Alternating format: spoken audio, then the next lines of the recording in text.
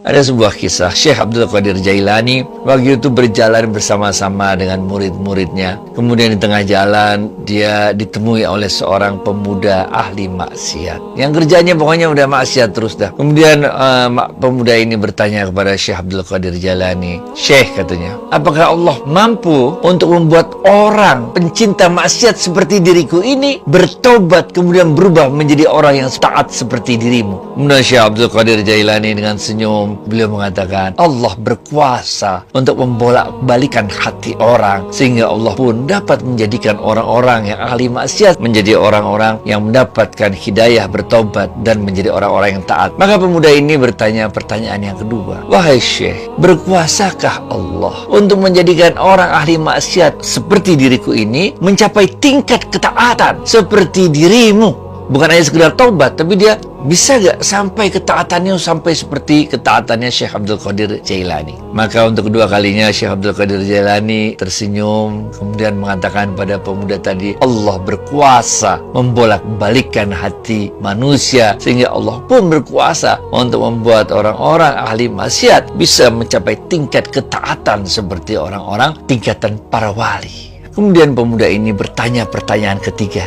"Wahai Syekh, apakah berkuasa Allah membolak-balikkan hati orang sehingga orang dengan tingkat ketaatan seperti dirimu, Syekh, kemudian menjadi ahli maksiat seperti diriku?"